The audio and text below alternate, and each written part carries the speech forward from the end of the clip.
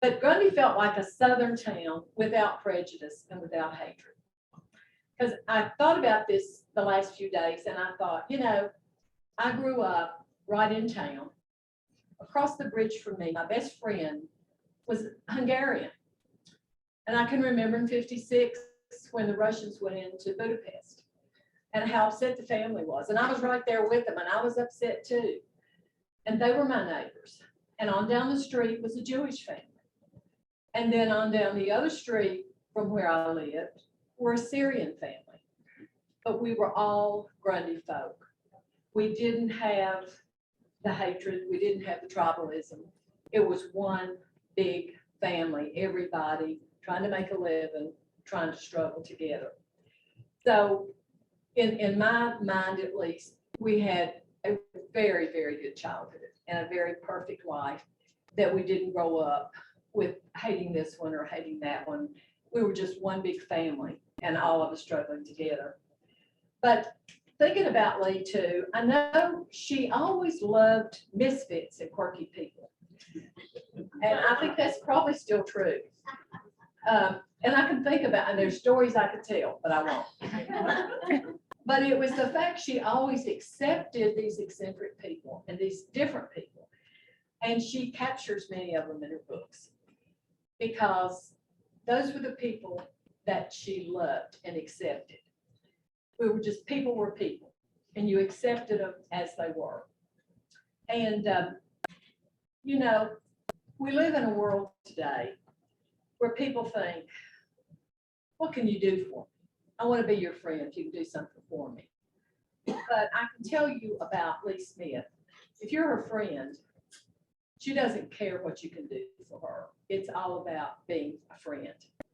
And I give one little short story about 2003 when my husband died. I received this bouquet of flowers and a note from Lee telling me how sorry she was about the loss of Paul. And yet 2 weeks before, she had just lost her son. And it broke my heart because I knew how she was suffering with his loss. And yet she's reaching out to comfort me. So that's the kind of person she is. So that's why I would say to you, we're in for a real treat because she is such a special person. And it's a special person to Abingdon and a special person to Grundy. Now, I've been told to remind everybody at the end of her talk that we have book sales in the library and we have refreshments, food and refreshments for everybody. So please hang around a little while. And without further ado, my friend Lee Smith. I've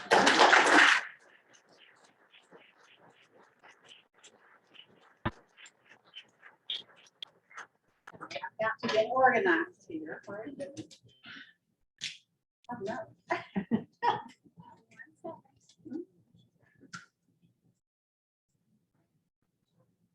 Well, I am so glad to be here. I'm so glad to see everybody, every one of you. Thanks for coming. And today, I think I'm going to read a little bit from this fairly new little book named Blue Marlin.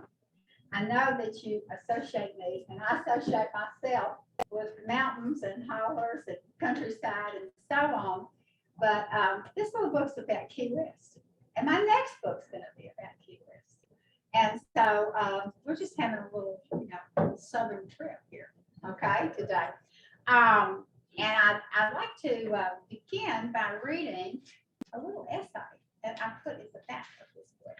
Because for the last several years, I've been teaching some seminars in, well, I just call it fact or fiction or whatever, and it's about when you think of a story you want to write and you decide to write it, often it does have something to do with your own real life, right? I mean, it comes out of some experience you had or something. And so the question always comes up, well, do I want to write this nonfiction or do I want to write fiction? What am I going to do with the story?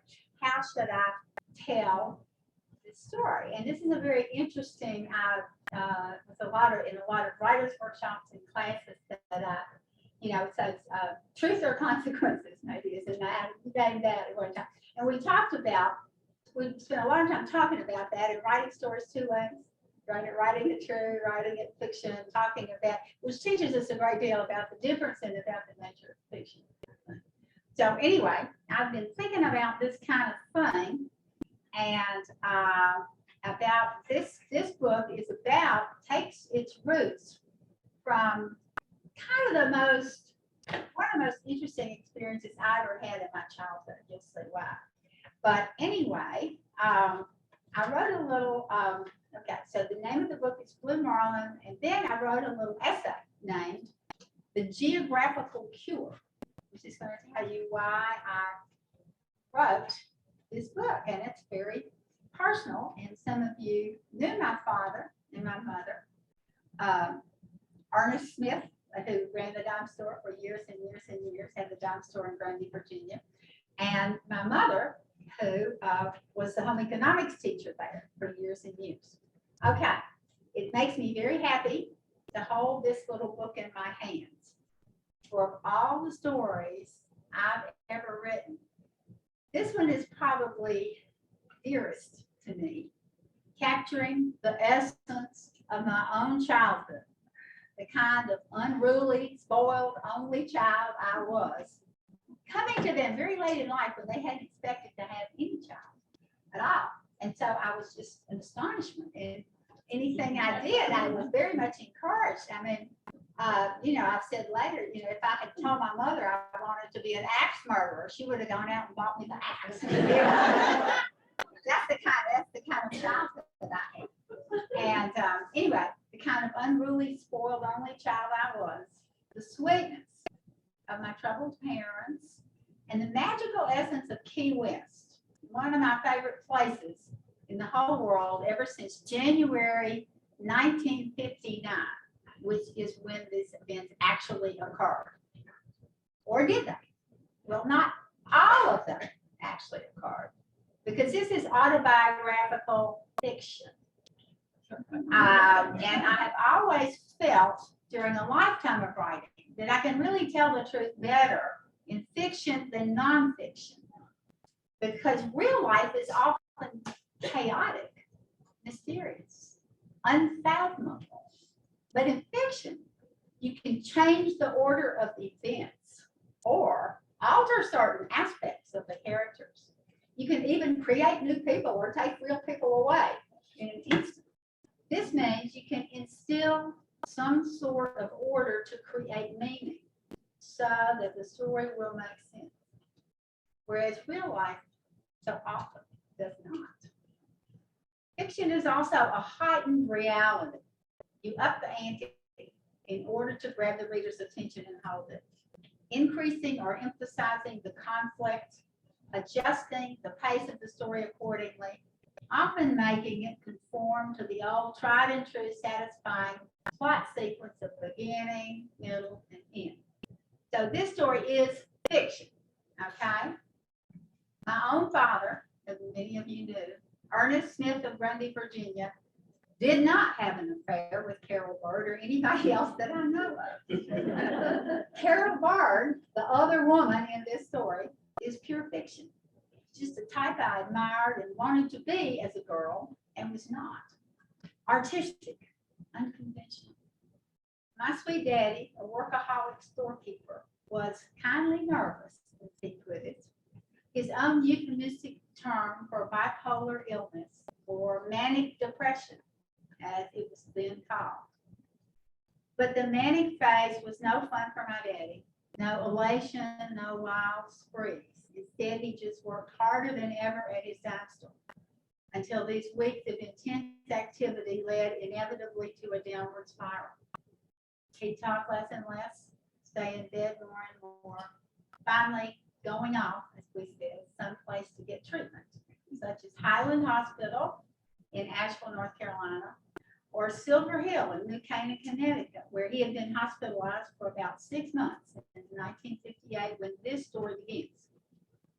My beautiful mother, Virginia Marshall Smith, who was kindly nervous herself, was simultaneously being treated for anxiety and depression at the University of Virginia Hospital in Charlottesville.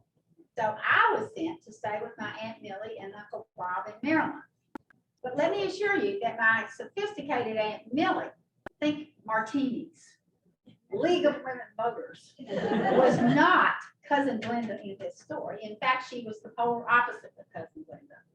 I just made Glenda up because I needed some humor at this point, and using some of the tropes of the time, such as car codes, bomb shelters. What would Jesus think? Or get a grip. I mean, the 50s are funny, you have to say. But it is true that my own nervous little nuclear family was indeed separated from each other for a number of months during 1958.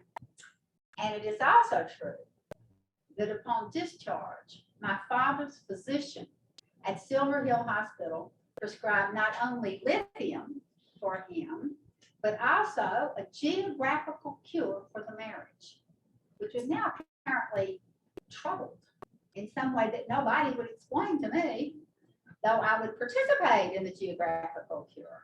A big, long trip. We were going on a big, long trip.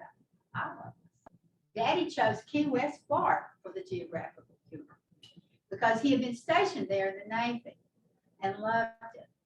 And he and Mama had apparently been back to Key West once before I was born. I couldn't even imagine this life without me. That really spoiled little only child. It gave me a sick headache. I had to take a goody powder. I had to take a goody powder and go right to bed. But something was wrong. The geographical cure did not seem to be working as my father drove our big white fishtail Buick endlessly down the eastern seaboard that January of 1959, seldom speaking except for things like Mama saying, "Lee, would you please tell your daddy to stop for more cigarettes?" Everybody's smoking in the Buick, right? It looks like a fish tank, you know, from outside, you can't even see in. So would you please tell your daddy to stop for more cigarettes, which I would dutifully repeat, even though he was sitting right there. Or me screaming, "Can't we go to Weeki Wachee Springs? Why can't we go to Weeki Wachee Springs? Please, please," as the billboard flashed past. Where I planned to be a professional mermaid when I grew up. Nothing to it. We pressed on in the smoke-filled car. I felt like the marriage was a fourth passenger sitting glumly next to me in the back seat. Each night in the series of little tourist cottages is kind of grim, with Mama and me in one bed and Daddy in the other. And several times I awakened to see his bent shadow outside the window pacing back and forth. What if he had another breakdown? I worried. What if the marriage couldn't be cured? But I love that final part of the drive with the luminous sea and sky surrounding us, and the keys with their wonderful names: Key Largo, Cudjoe, Sugarleaf, Sour Punch, Raccoon. "We're almost there," Daddy said. Mama reapplied her lipstick, Revlon Fire and Ice. And finally we were in Key West, the scrubbiest, wildest place I had ever seen. A bright buzz of color and noise. We turned left off Truman Avenue onto Duval Street, and now I could glimpse a shining patch of ocean. Daddy pulled into a motel named the Blue Marlin. This is what it looks like. It's still there. Daddy pulled into a motel named the Blue Marlin with a huge fish on its sign.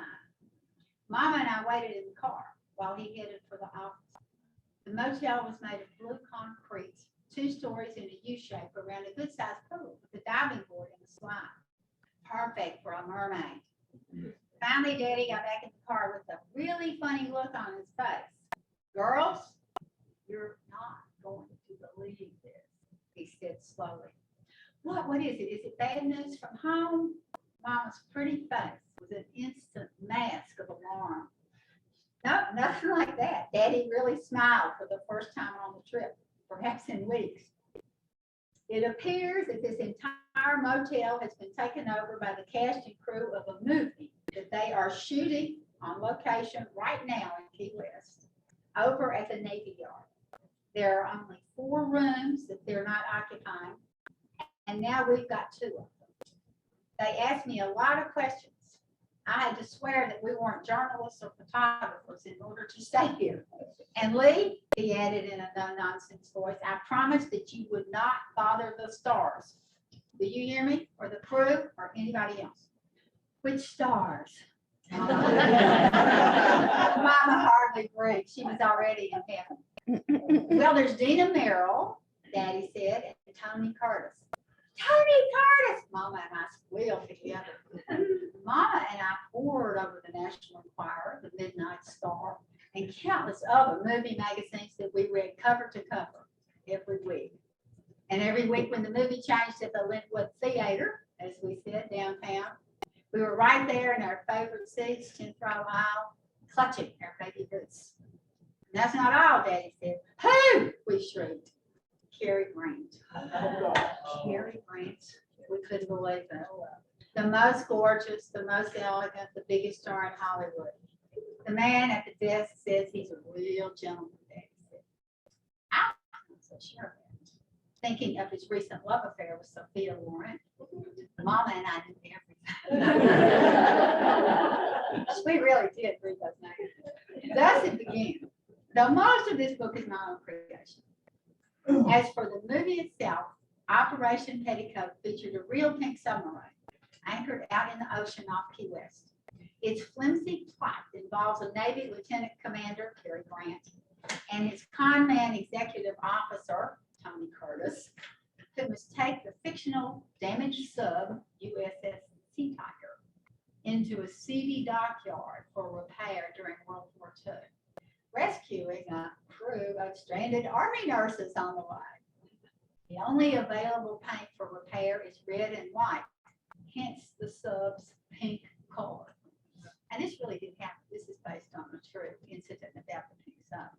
And the only available bunks for the nurses are down in the submarine's tight quarters. Wink, wink. The film takes place during the Battle of the Philippines in the open days of the United States involvement in World War II. Some elements of the screenplay were taken from actual incidents that happened with some of the Pacific Fleet submarines during the war, though points of historical accuracy are few. Most filming was done in and around the Naval Station Key West, now known as the Truman Annex, if you've been to Key West, of Naval Station Key West. Operation Petticoat, the movie, was a huge box office hit. The #3 moneymaker of 1960, earning $6,800,000, just behind #1, Psycho, and #2, Ben-Hur. The review in Variety was typical, quote, Operation Petticoat has no more weight than a sack full of feathers, but it has a lot of laughs. Cary Grant and Tony Curtis are excellent, and the film was directed by Blake Edwards with a slam-bang pace. Cary Grant's residuals topped $3 million, making it the most profitable film to date. And the film was the basis for a TV series in 1977, which somebody may have seen. Well, the geographical cure worked. Mama and Daddy would go home refreshed and stay married for the rest of their lives. He would run his dime store for 33 more years. Surrounded by the stars in Key West, Mama pepped right up and was soon wearing high heel sandals and a pink hibiscus in her hair. Daddy went deep sea fishing with a guy named Captain Tony and played poker with the film crew. And this was the thing I remember so well. This is completely true.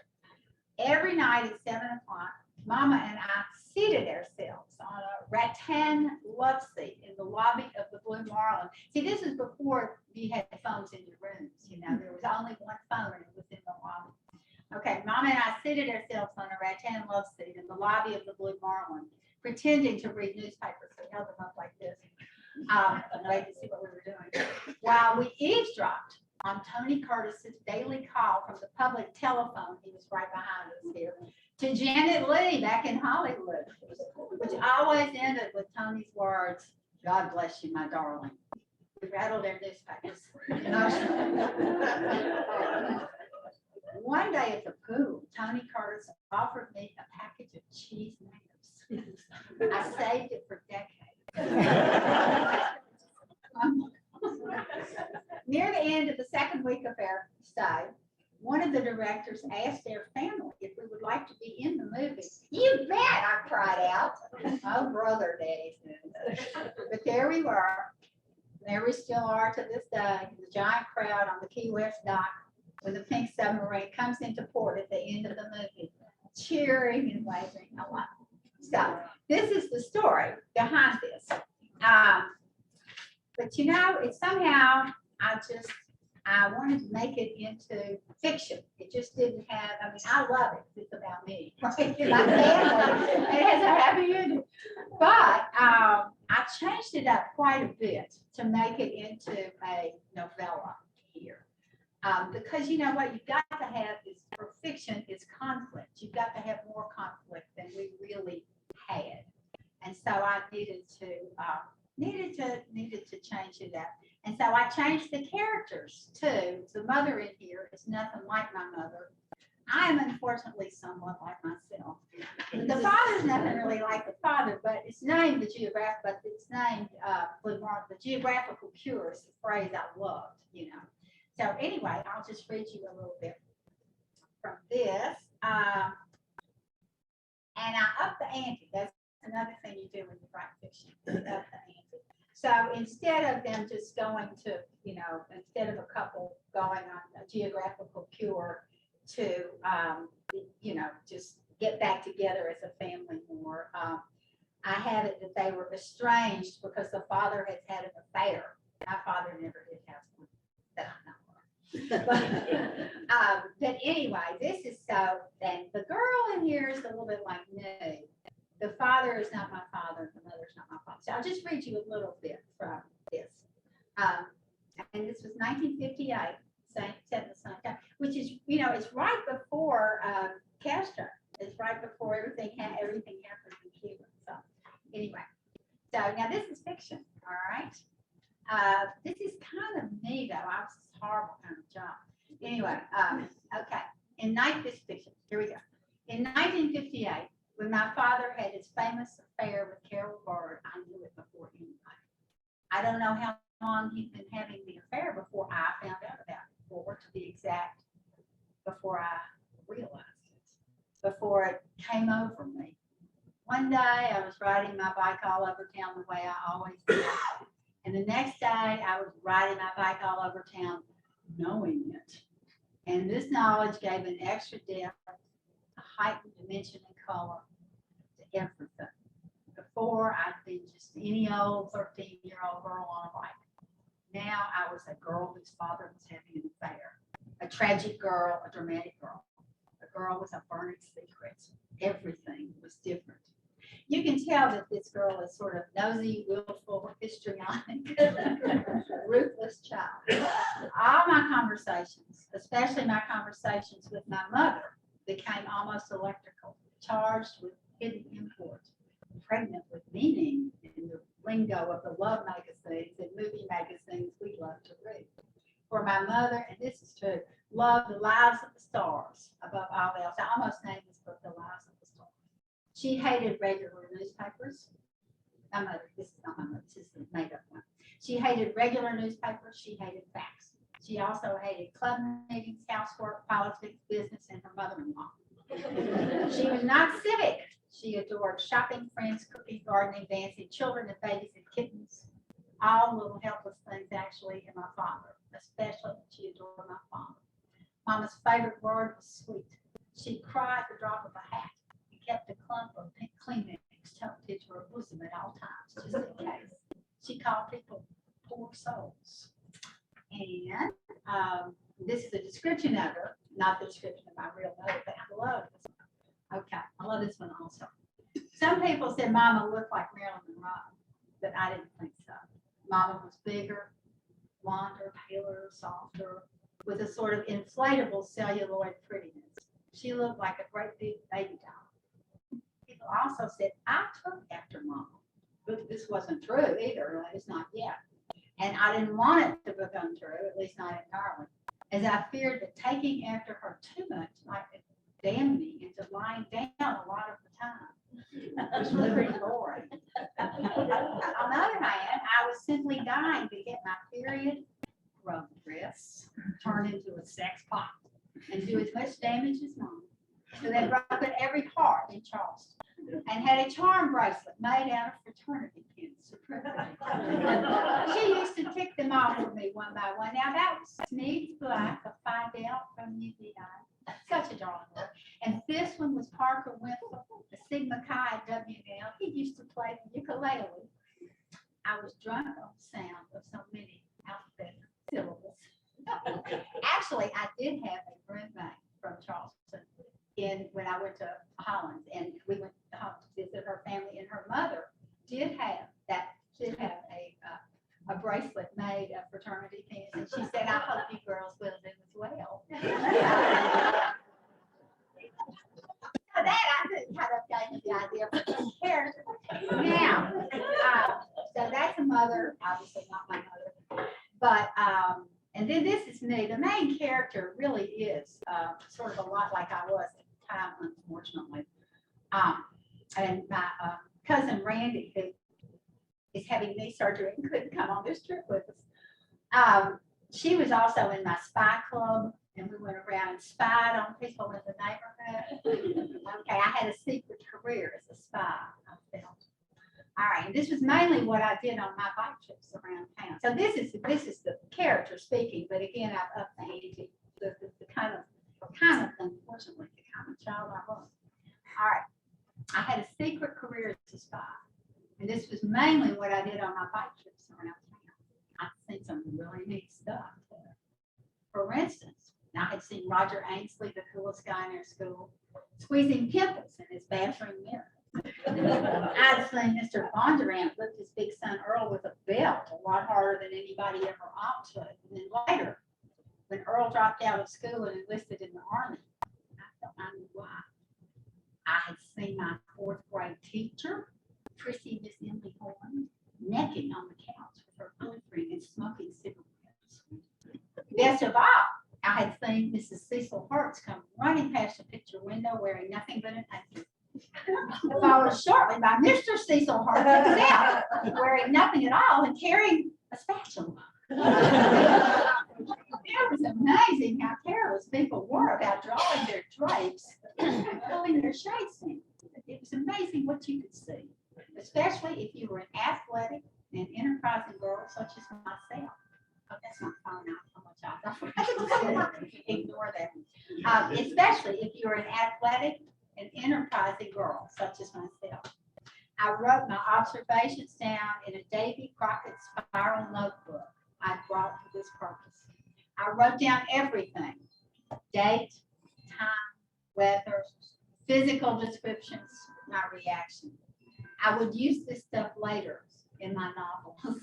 Which I have. So anyway, this is this book, and I just had a wonderful time. Okay, and I will leave this with you. I think we have some copies here. And if you want to go to Key West, you can still stay in the Blue Marlin. It's gotten expensive though. Okay, and also I wanted to read you a little bit from my forthcoming, this is a book that has already been turned in, forthcoming book, and it's another Key West story. I don't know, I think maybe because I did grow up in the mountains here where the landscape is so important, the land and so on. I find that wherever I'm writing about, the place itself does have a lot of importance. Okay, so this is a little bit from and a little bit about this next book, which is turned in. And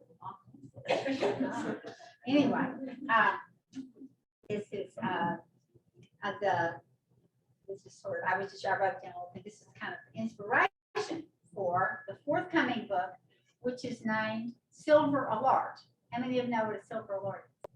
Aha, you're going to find out right now. Here's my husband. All right, so he's in this piece. Okay, this is Hal Crowley here. But anyway, this is when this whole idea first came to me for this book. I've been in love with Key West ever since my parents and I lived there the year I was 13. A doctor's geographical cure for my daddy's nervous breakdown. It worked. I tell the story in an earlier novel, Blue Marlin. Now, I can't even begin to tell you how many times I've been to Key West. Since that first trip in 1957, I've been with my husband, with my children, with friends, as a participating writer and teacher in the Key West literary seminars. Now I'm totally addicted. I especially love that long drive down the Keys, that flat turquoise water, those long, long bridges, the weird birds, the huge sky with its piled up clouds, those giant technicolor sunsets. My husband Hal and I were on just such a trip several years ago. The first time we saw a silver alert, that's the name of my movie. Okay. The first time we ever saw a silver alert, we were on a trip up the Keys. And the silver alert is an electronic banner that can, where we're on Route 1, goes all the way up the Keys.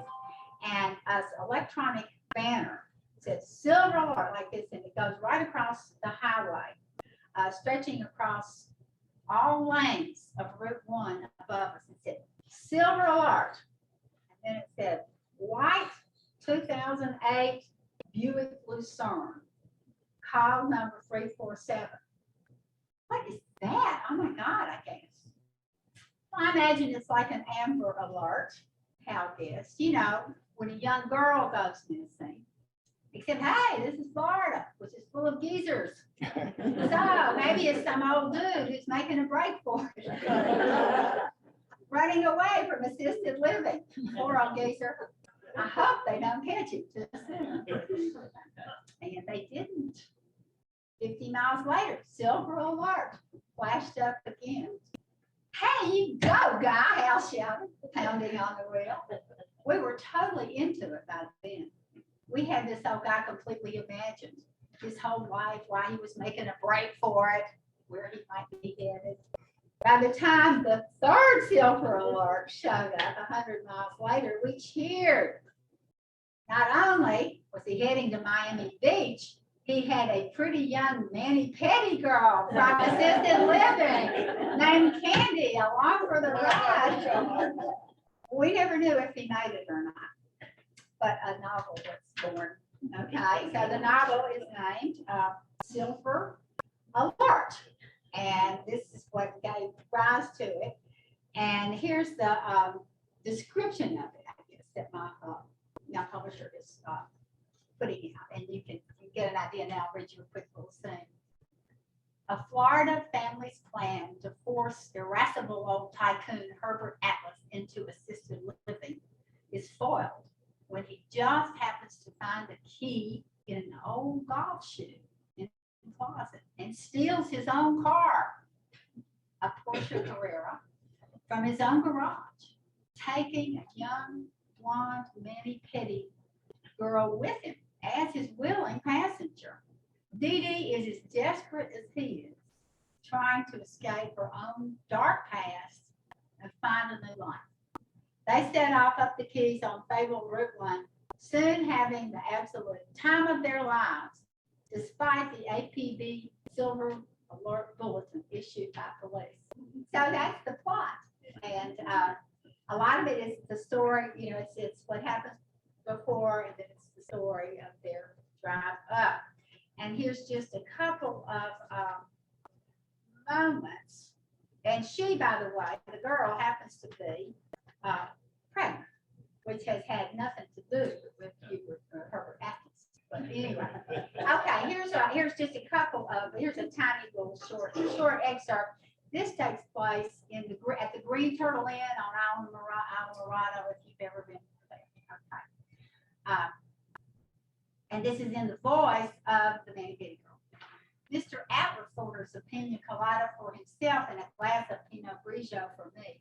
I'm not supposed to drink, I say immediately, but he just says, oh, come on, honey, nobody's supposed to drink. Have you got any chips? I asked the waiter, and the waiter smiles and nods and brings a whole bowl of tortilla chips and some hummus and nuts too, along with their drinks. For lunch, I have a fish sandwich with fries and coleslaw because I know I have got to eat my vegetables since I'm eating for two. And Mr. Atlas has a big cheeseburger and fries, which I know darn well he is not supposed to eat. He's gonna die before we ever get back to Key West, and then everybody is gonna be so mad. But that doesn't seem to matter so much right now, and it doesn't matter at all with my second glass of Pinot Grigio. As a girl, Mr. Atlas says, a lady bartender at the bar keeps looking at me when I get up to go to the bathroom. She follows me down the little hall and says, "Honey, are you okay? Are you here of your own free will?" And I give her a big smile and say, "Yes, ma'am, I'm with my grandma."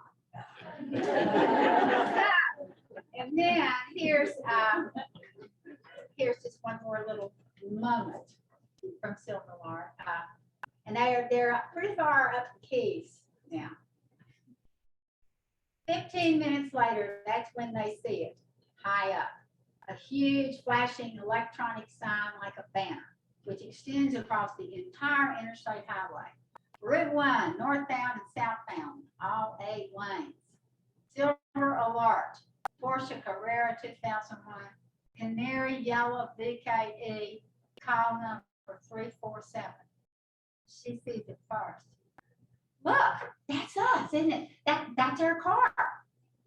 Bert strikes the wheel so hard that the Porsche veers into the center lane before he can correct it. "Mr. Atlas, what are you doing?" she squeals. "Sorry, honey. I guess the jig is up."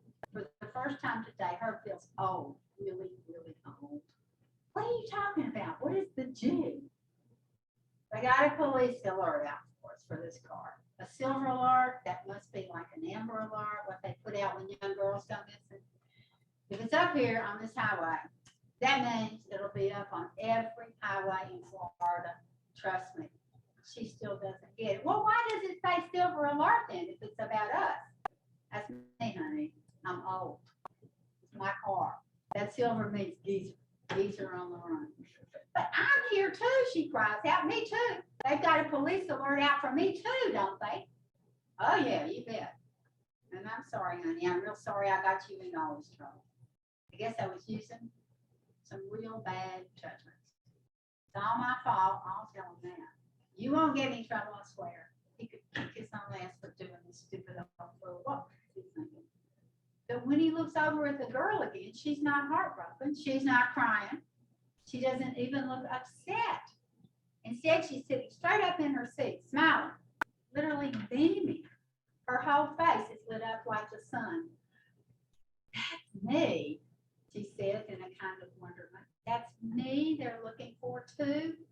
On every billboard, on every highway, all across Florida, all over the state." That's what she said. Florida is one of the largest states in the union.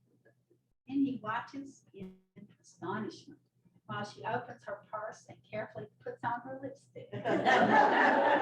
Hot pink. She powders her nose before giving him her biggest, brightest, pinkest. "Okie dokie," she says, "I guess I'm ready. We'll probably be on TV, don't you think? I mean, since we're so famous, and maybe the internet too." "That sounds like you want to be arrested," Herb says. "Probably the smart thing to do would be just go ahead and turn ourselves in, right now. Next exit, face the music." "What music?" she asks, thinking maybe she'll get a chance to sing in front of all those cameras. Maybe she'll be discovered.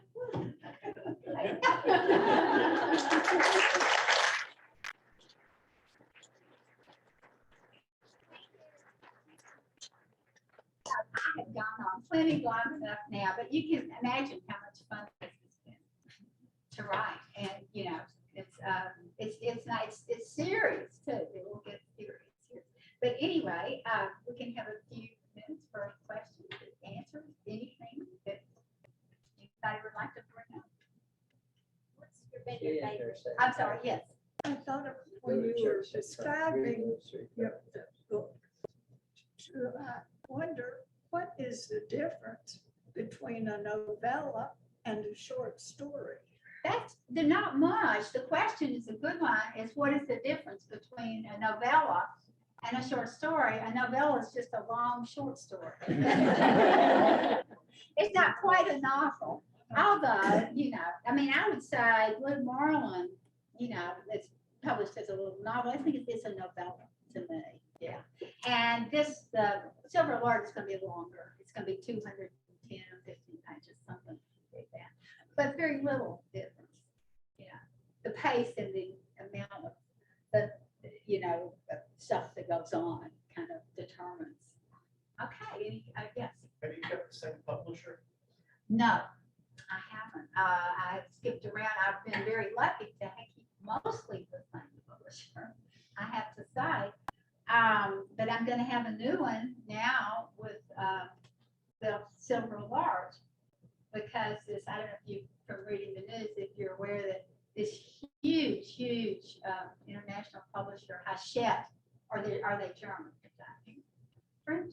Well, Hachette, French, have bought up almost all the publishers just now. And so they have bought big publishers like Random House and small publishers like the one that published this, Claire or Algonquin Books of Chapel Hill, which has always been my publisher.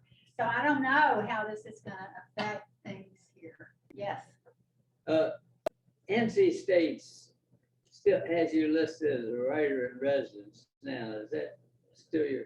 No, I have not. No, I'm not there now, but I've taught there for years. I know and you did. Loved it. Okay, my question is, you're obviously still writing because you got a new book coming out. Do you and your husband have a writer's routine, where you write so many hours per day and all that stuff? Why, we should ask him. He does. He does have more of a routine than I do. Well, we both write a lot. And I was so glad of this. I mean, all during COVID, because we really did have something to do. I mean, we really wanted to do it. We could do it at home, and it was a great blessing.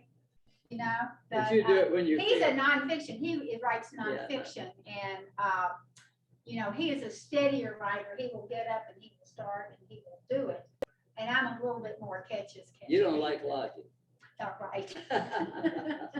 You got it. Yes. Anybody else? The question? Yes. This is really off the subject of writing and everything, but did you get to meet Gary Grant? Oh, yeah. Oh, yeah. Yeah, Were you absolutely. as enamored as you thought you were? Yeah, everybody in QS was enamored. Absolutely.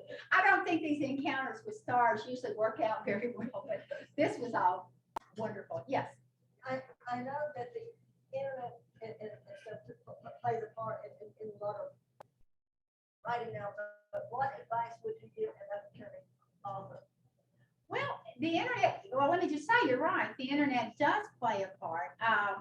So much so that there are a lot of different ways to be published now.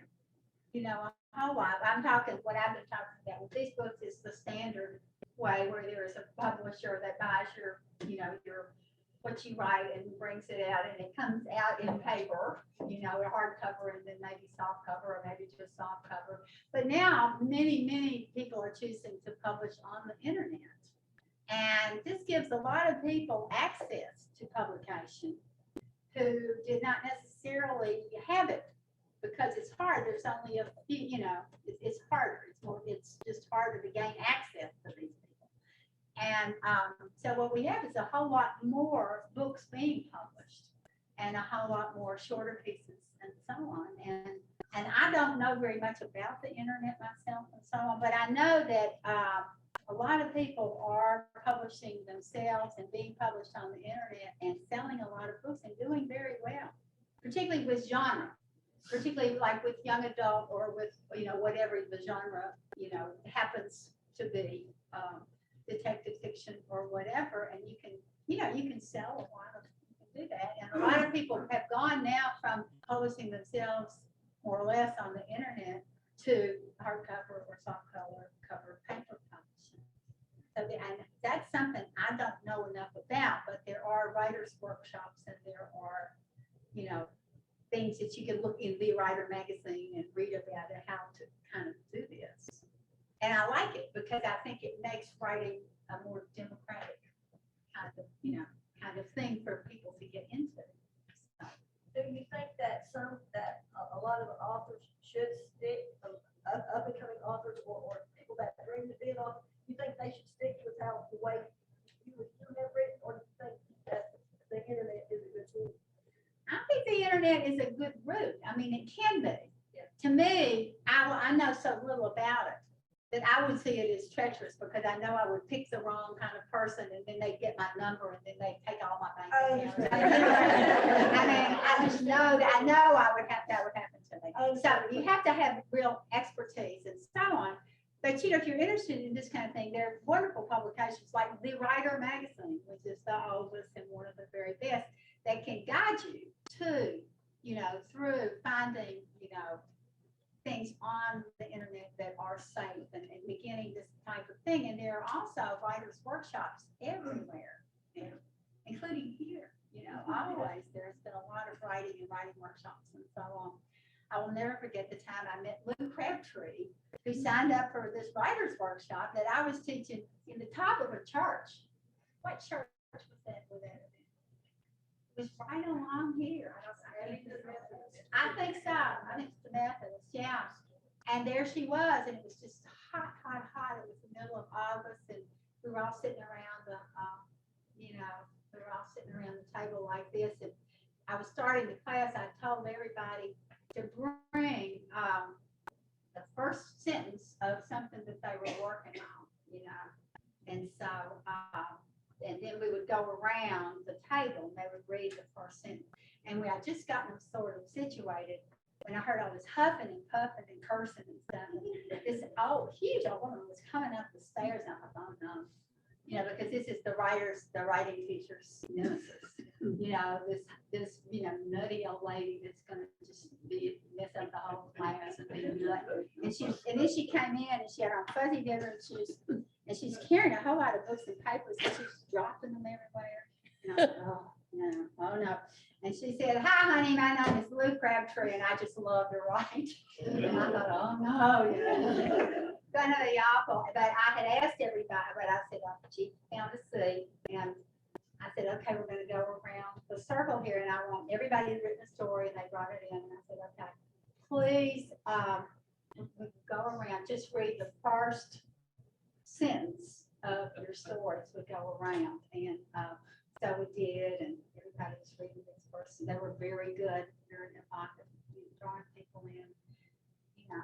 And we got to Lou, and she read this real mountain magazine. She said,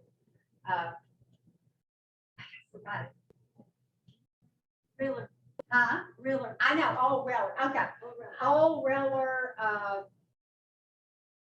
Oh, I know. Wait, Old Reller had 13 miscarriages and she named every one of them. Old Reller had 13 miscarriages and she named every one of them. Thank you. I was gonna start it at the wrong end of that sentence. Yeah, so she read that. So this is Lou Crabtree. She read that and everybody just went, oh, you know, and I said, keep going. You know? And so she just kept going right through to the end, you know, with the result that, you know, so much of her work has been published and everything, you know, and there's, you know, she's just a wonderful writer and you can buy her books right here, you know, buy her books right here in town. That was very good. Thank you. Yeah, now one more question only and then we'll fit. Yes. I would love to actually see your husband if he would stand up and let us see. She doesn't think I got one.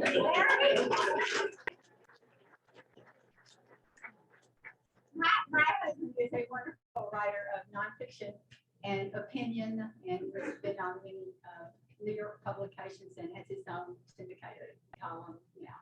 So, which originates in the progressive populist out of Austin and then is picked up elsewhere. And he'll give you his opinion if you ask him.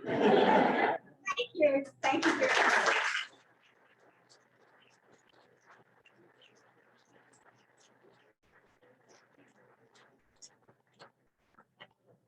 lead into the library, so people can migrate that way. And there are refreshments and book sales, signing, chit chat.